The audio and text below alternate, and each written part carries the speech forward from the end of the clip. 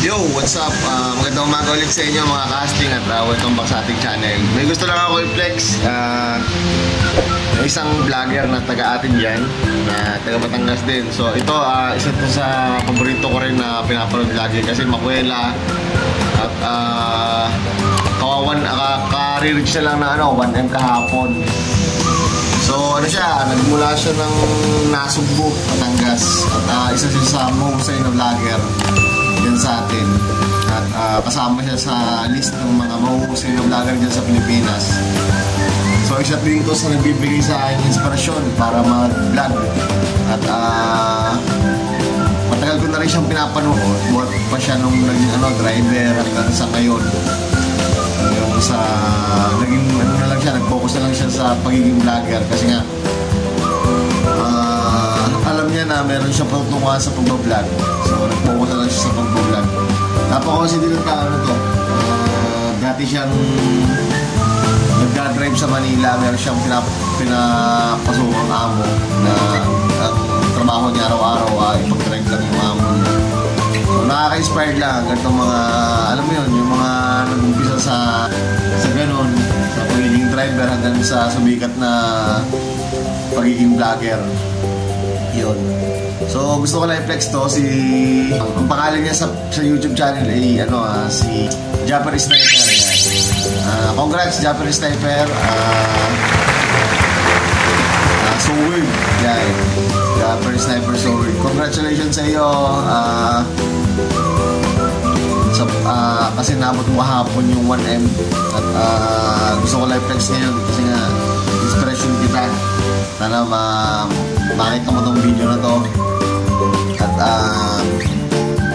more blessings sa iyo at sa mga darating pang mga taon. Sana mas marami ka pang matulungan na kababayan at paangat ng mga channel, yung mga deserving na channel na gusto rin makatulong katulad mo sa ibang tao.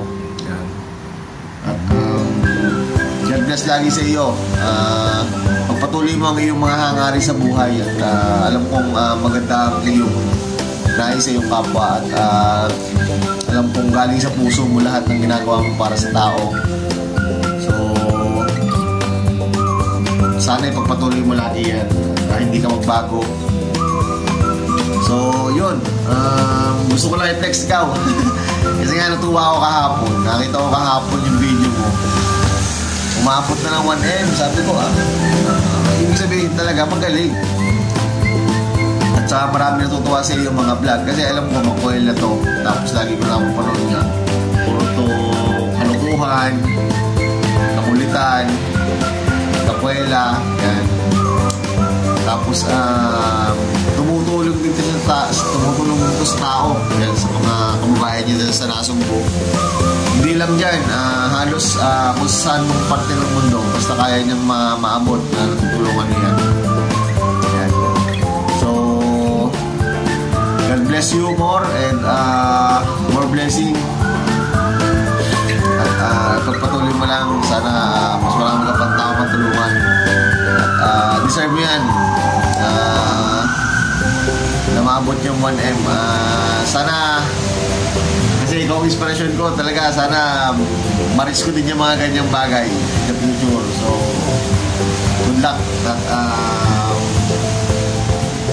God bless lagi. Ingat parate mga ka-Sword and Sword Farm and sa din Japanese Sniper. Ingat ka din lagi at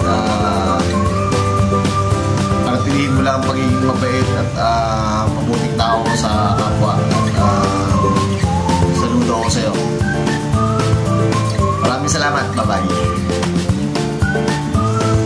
Casting TV, handa ka namin nasamahan sa mga paglalakbay. May Diyos na nakagabay at sa iyong pagbablog kami nakasubaybay.